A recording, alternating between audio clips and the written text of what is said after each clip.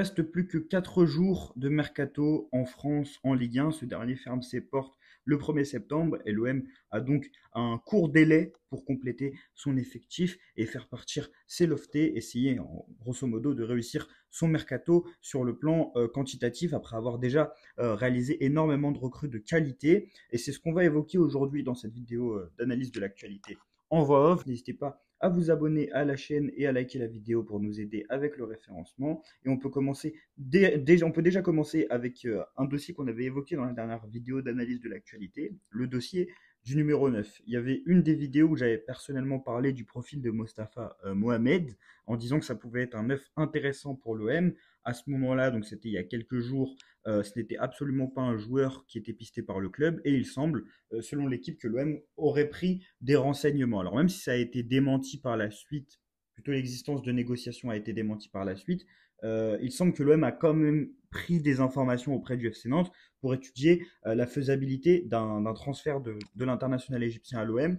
Dans tous les cas, la priorité de l'OM à ce poste reste à l'heure actuelle Neil Maupay. Le joueur d'Everton n'était pas présent hier lors du match de coupe avec son équipe, ce qui pouvait sous-entendre le fait qu'il pouvait être sur le départ. Son entraîneur Sam Dyche a justement évoqué le sujet en conférence de presse en disant qu'il pouvait se passer quelque chose le concernant sur cette fin de mercato et que du côté d'Everton, on attendait plutôt cela. En tout cas, le joueur lui veut venir à l'OM, il est déjà OK avec l'OM, c'est ce que nous apprend Santi Aouna aujourd'hui et ce qu'on sait plus ou moins depuis quelques jours. Cependant, les négociations coincent toujours entre club et club. On en avait parlé lors de la dernière vidéo d'actualité, mais Neil Maupay est en fin de contrat jusqu'en 2025. L'OM n'a pas forcément envie de le recruter sous forme de prêt avec obligation d'achat, en sachant qu'il y aura déjà énormément d'options d'achat qui devront être levées la saison prochaine. Enfin, énormément. Il y en a déjà quelques-unes.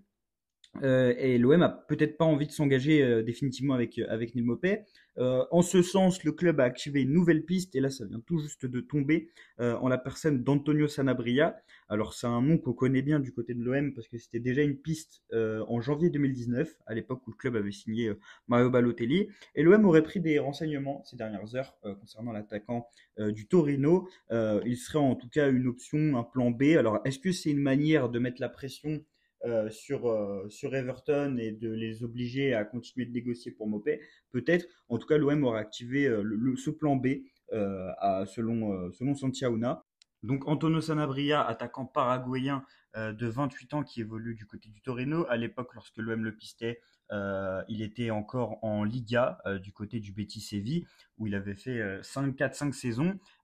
Et donc au Torino, il reste sur une saison, il a inscrit que 5 buts. Dans tous les cas, c'est un joueur qui est pisté pour être backup, donc il ne faut pas s'attendre à une énorme piste. Alors c'est vrai que sur le papier, c'est pas un nom qui est aussi enchantant que celui de Neil Maupay, ou potentiellement même de celui de Mostafa Mohamed, qui lui connaît la Ligue 1, a déjà planté en Ligue 1, mais on rappelle qu'on est quand même sur un backup. En tout cas, le poste d'avant-centre est un poste prioritaire sur cette fin de mercato, puisqu'il faut pallier à la blessure de Faris Mumbagna.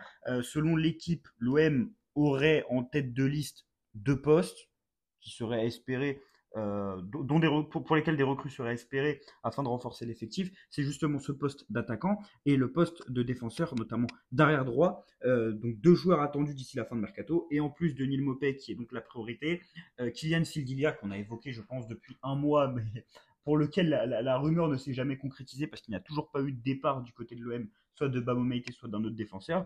Mais en tout cas, ce sont les 2 priorités à l'heure actuelle. Sauf que l'équipe insiste énormément sur un point qui détermine depuis quelques semaines le mercato de l'Olympique de Marseille, c'est la nécessité de faire partir des loftés, puisque à l'heure actuelle où on se parle, encore une fois, nous sommes le 28 août, il est 14h18, les joueurs qui ont quitté l'OM jusqu'ici étaient soit des joueurs un minimum bankable, soit des joueurs qui étaient prêtés juste avant, comme par exemple Vitor Vitinha.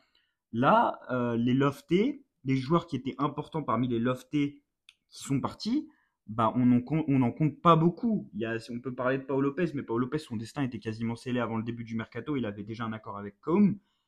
Mais Samuel Gigot, Jordan Verretou, Chancel Mbemba, qui sont des gros salaires au club, puisque lui-même Verretou doit être le premier ou le deuxième salaire du club, certainement légèrement derrière Geoffrey Kondogbia, n'ont toujours pas quitté le club. Et c'est toujours la même chose. Alors, l'impression quand même ces dernières heures que ça bouge quand même pour Samuel Gigot.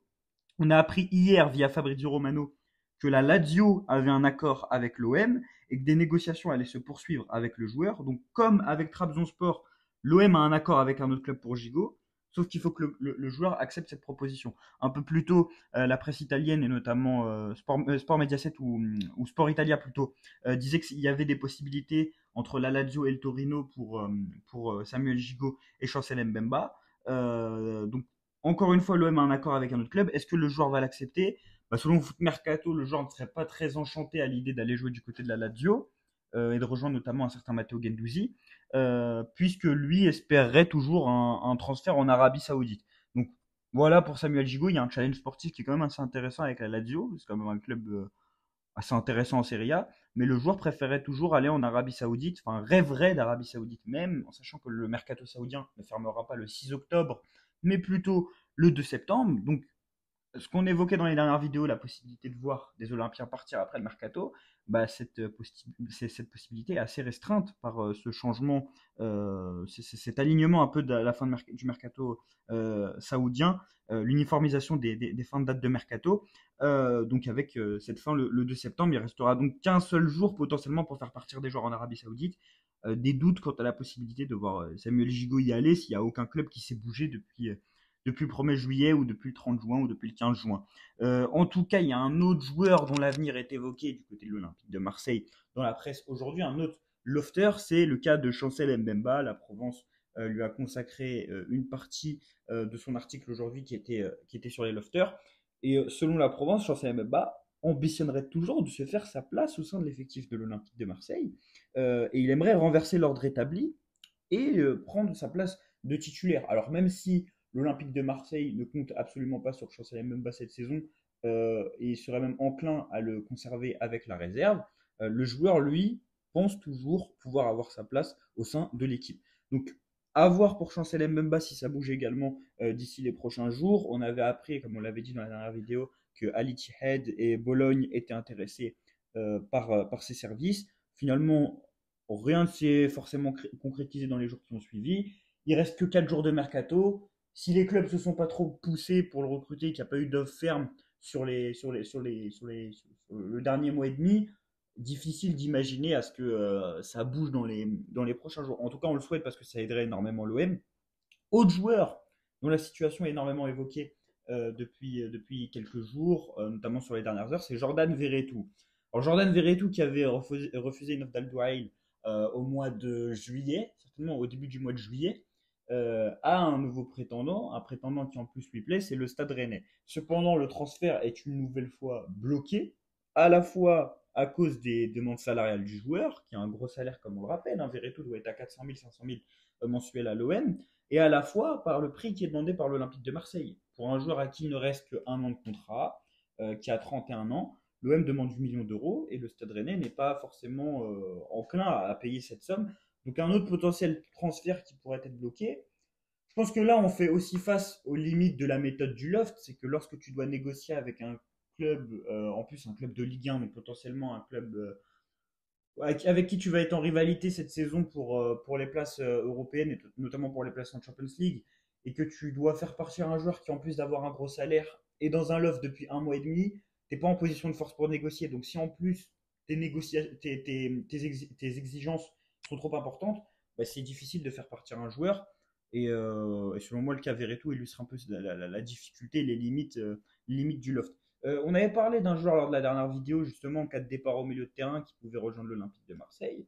C'était le cas de Yacine Adli. Malheureusement, le franco-algérien de l'AC Milan va s'engager avec la Fiorentina, s'il ne s'est pas déjà engagé à l'heure actuelle. Et donc, ça fait une piste en moins pour l'Olympique de Marseille au milieu de terrain en cas de départ. Enfin, pour revenir sur le milieu de terrain, et ça concerne une des recrues de l'Olympique de Marseille, et c'est quand même une actualité importante, les listes pour la prochaine trêve internationale commencent à être publiées. Il y a déjà des Olympiens qui ont été convoqués. Première nouvelle déjà assez importante, c'est que Ismaël Koné n'a pas été convoqué avec le Canada. Ça en dit un peu plus sur la nature de sa blessure. Derek Cornelius, lui, a bien évidemment été convoqué avec sa sélection pour les prochains matchs amicaux, je crois contre les États-Unis et le Mexique. On l'avait déjà dit dans une vidéo, mais les trois Argentins ont eux tous été sélectionnés, Valentin Carboni, Leonardo Balerdi et Geronimo Rulli. Et la grosse nouvelle, en tout cas pour un international cette semaine, elle concerne Pierre-Emile Højbjerg, puisque suite à la retraite de Simon Kjær, le défenseur central danois qui était l'ancien capitaine de la sélection, Pierre-Emile Højbjerg a été promu capitaine de la sélection danoise et va donc changer de statut au sein de sa sélection. Et c'est donc une grosse nouvelle pour le milieu de l'Olympique de Marseille qui réalise des très gros débuts et qui vient récompenser ses performances récentes en équipe nationale où il était un des meilleurs joueurs lors des compétitions. Il faut savoir qu'il a été préféré à Christian Eriksen et à Schmeichel, qui sont quand même des joueurs importants de la sélection. Et donc c'est une grosse information, puisque ça fait quand même un changement de statut pour le joueur, dans une dynamique qui est pour l'instant positive avec ses débuts à l'Olympique de Marseille. Mais donc voilà. Donc pour conclure cette vidéo, on pourrait parler quand même de la suite du mercato et des jours qui vont arriver. On l'a dit à maintes reprises sur le média.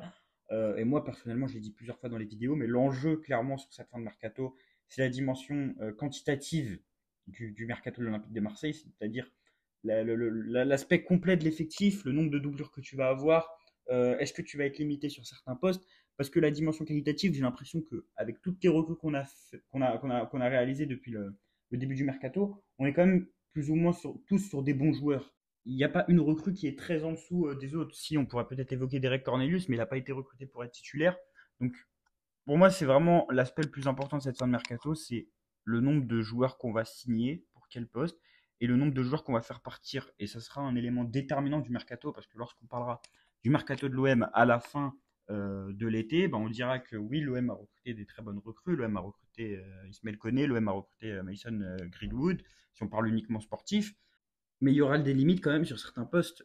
Par exemple, au milieu de terrain, imaginons que Kondobia ne rende pas satisfaction, imaginons que Valentin Rongier ne revienne pas à temps à un niveau acceptable. Il y aura potentiellement une limite au niveau du joueur qui sera associé à Pierre-Emile Højbjerg. Moi, je ne vois pas Ismaël Koné jouer à ce poste-là, même s'il a pu le faire avec le Canada. Je trouve que ça le restreint énormément au niveau de ses qualités. Potentiellement sur le poste d'arrière gauche. Après, c'est le cas de tous les effectifs, hein. Mais si Quentin Merlin se blesse, comment on fait? Est-ce que c'est Agnar Murillo qui bascule à gauche? Est-ce qu'on bricole? C'est sûr qu'on ne peut pas avoir un effectif très complet avec tous les postes doublés. Déjà qu'on ne l'avait pas lorsqu'on était en Champions League, une saison où il n'y a pas de Coupe d'Europe. Mais il y aura potentiellement quelques limites à cet effectif et il faudra voir donc ce qui va se passer. Imaginons que Bamo Meite parte. Est-ce que Kylian Sildia peut vraiment évoluer comme pur défenseur central? Je sais pas, je connais pas trop le joueur, mais on en saura un peu plus lorsque ces transferts seront confirmés ou non. En tout cas, si vous avez apprécié la vidéo, n'hésitez pas à vous abonner, à me donner votre avis en commentaire sur ce que vous pensez. Je pense qu'une des questions qui peut être intéressante par rapport à tout ce qu'on a évoqué dans cette vidéo, c'est la possibilité de voir Mbemba revenir dans l'équipe. Est-ce que vous pensez que justement que l'international congolais, s'il ne part pas, peut revenir en tant que titulaire, surtout après le match qu'on a vu ce week-end face à Reims où Mourinho était en difficulté? Dites-le moi en commentaire et n'hésitez pas à vous abonner.